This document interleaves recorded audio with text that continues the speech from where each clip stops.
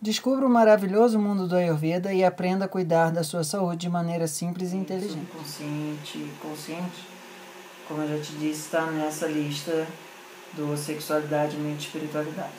E aqui a ideia vai ser fazer um ponto sintético, porque aquilo dali ficou um pouco perdido naquela lista, em um certo sentido. Dado que o foco ali era falar mais da parte da sexualidade.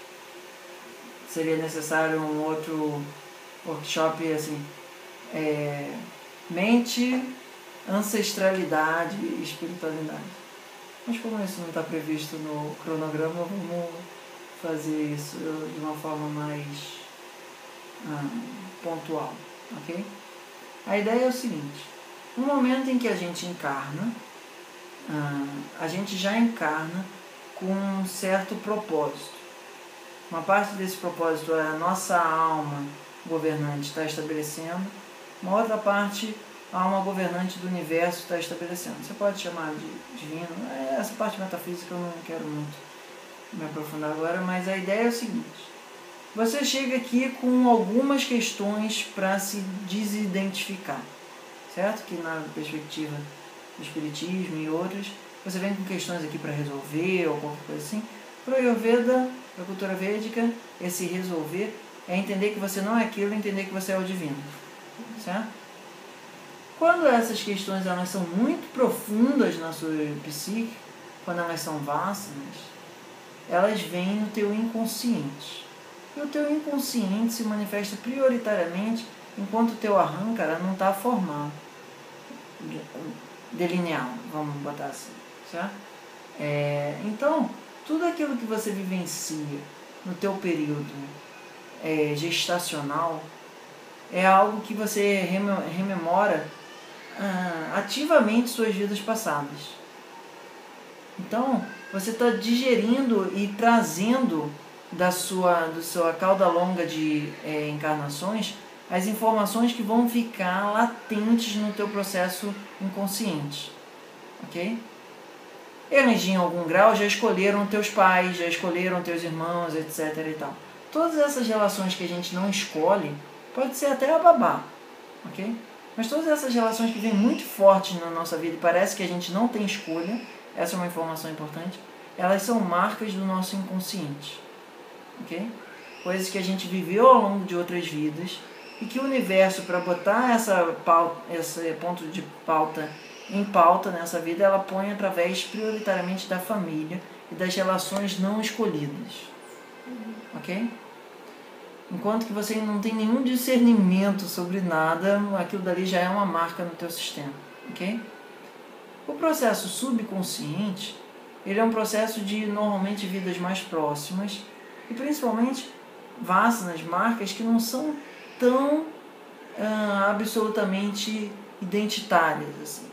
São coisas que você fala, olha, eu sempre me achei que eu era assim, mas depois eu pude perceber que eu poderia ser de uma outra forma. O teu subconsciente, ele põe em traços de hábitos muito potentes, mas ainda dentro do que você consegue pensar sobre o assunto, ok? E esses traços, eles estão muito mais relacionados no nosso mundo aos nossos afetos escolhidos, os nossos amigos, as nossas companhias, os nossos gostos, os nossos desgostos. De uma forma onde você, se fizer um esforço, você pode até acreditar que você vai conseguir mudar aquilo. No inconsciente, mesmo você fazendo muito esforço, você acha que vai ser muito difícil de você mudar aquilo de você. Certo? Entendeu o grau de diferença?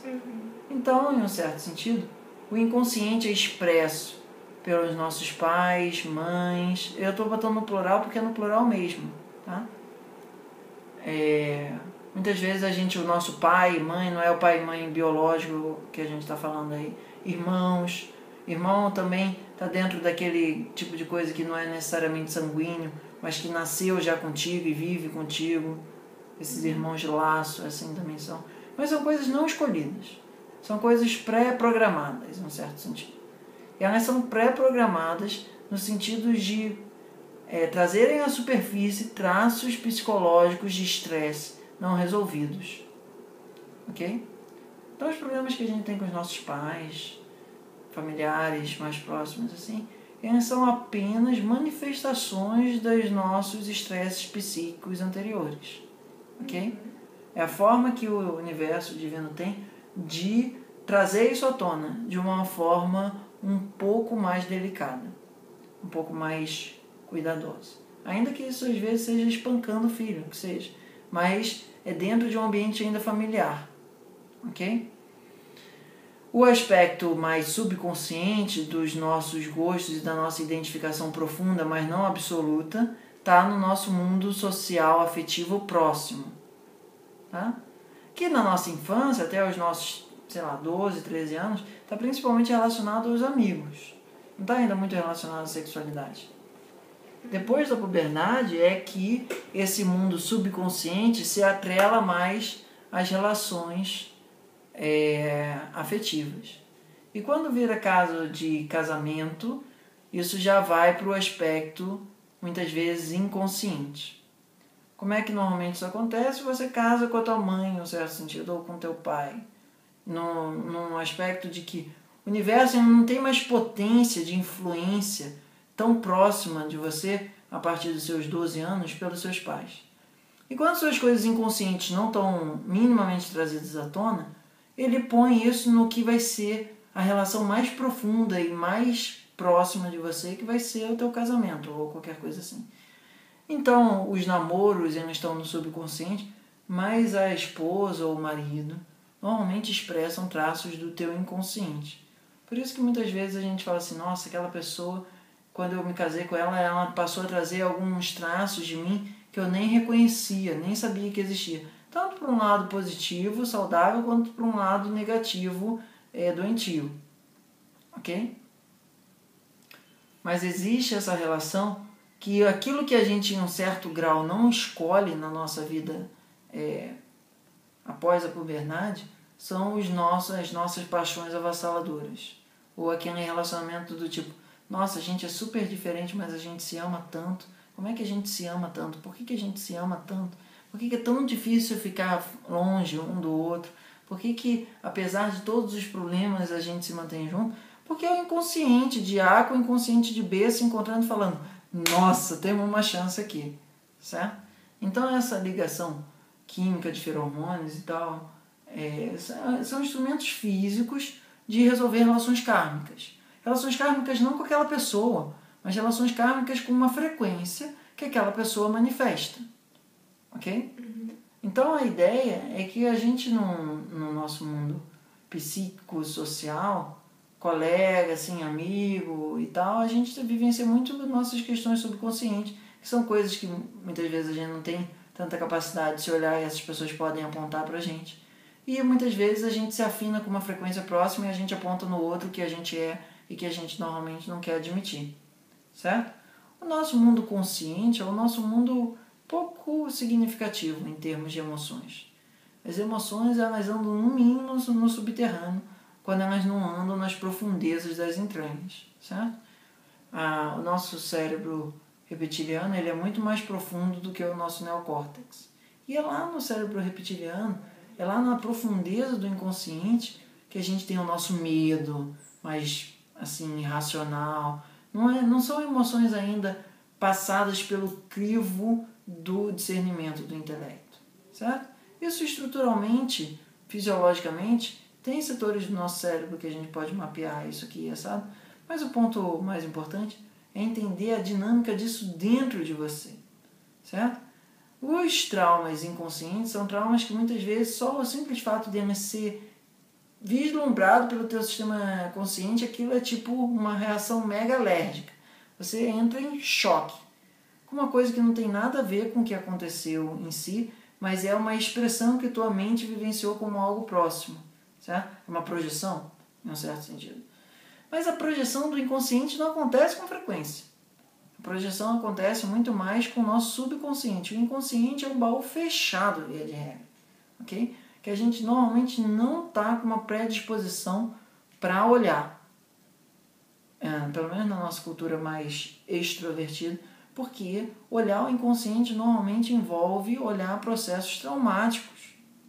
Aquilo que ficou guardado no teu inconsciente são processos traumáticos muito graves que você precisa resolver, mas você a princípio não está querendo resolver de uma maneira tão assim super prazerosa, ok? Então o que a gente tem em termos de psicologia védica para lidar com isso? Um é mantra, que é uma forma de você fazer uma faxina nesse processo de identificação sem reconhecer o que ele é. É como se você chegasse e de alguma forma fizesse uma faxina no escuro. Você não sabe muito bem como é que aquela faxina está sendo feita, nem o que ela está limpando. Mas no final, você sai dali melhor. É um processo meio máquina de lavar as cegas.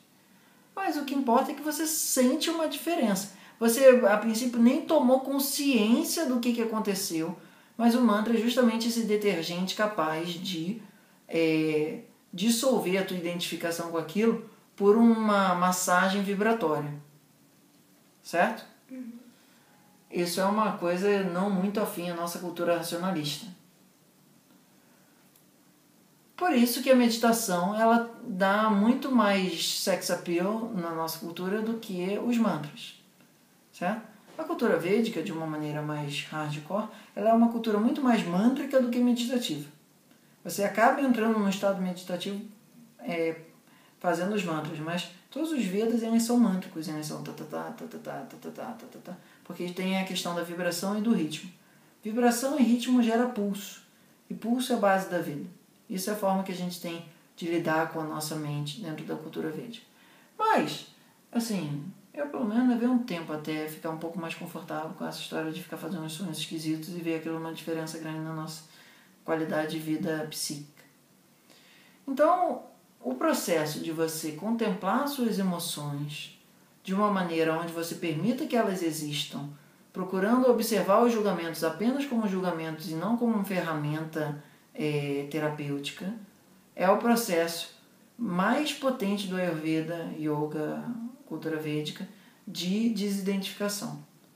A nossa proposta psicoanalítica, é claro que isso é muito entre aspas, é muito mais você estar de olhos fechados, com uma capacidade de observar tuas emoções e os teus sentimentos, pensamentos, inclusive os teus julgamentos, os julgamentos são emoções ali, e observar como nuvens passando no céu. Essa postura contemplativa, passiva, em um certo sentido, ela é muito mais terapêutica dentro da cultura védica e outras culturas menos racionalistas do que você querer ficar justificando. Eu sou assim porque meu pai me tratou assado. Eu sou assim porque aconteceu isso naquela minha vida. Porque pra gente a nossa vida é uma expressão de um contínuo muito imenso de vidas, certo? Então entender aquele ponto significa você botar a tua identificação ali de uma maneira muito perigosa. Não é que você, através da psicanálise, você não possa ter um efeito terapêutico, muitas vezes tem, quando a pessoa olha aquele evento e fala o seguinte: nossa, eu sempre achei que eu era isso, mas no fundo agora eu percebo que eu não sou isso. Então esse processo de desidentificação que a psicanálise pode ter, ela não necessariamente tem. Muitas vezes a pessoa passa remoendo uma vida inteira aquele ponto e não se desidentifica. Mas o processo de contemplação é justamente permitir que a onda bata em você e você sinta a onda passar sem que você sinta que você tomou um caixote, certo? É observar o fluxo das emoções, contemplar o fluxo das emoções, permitir o fluxo das emoções sem se identificar a eles. E é por isso que a gente faz mantra, é por isso que a gente faz Nadshodhana, é por isso que a gente faz todas as ferramentas de asana, pranayama, que o yoga descreve como a nossa capacidade de manter o fluxo de pensamentos, sentimentos, emoções harmoniosos ao longo da nossa existência, certo? Então, questões dos pais, irmãos, etc. e tal, todo esse âmbito familiar, no Ayurveda, assim, mais acessível a gente, é muito através da prática de permitir tomar consciência desidentificatória desses processos.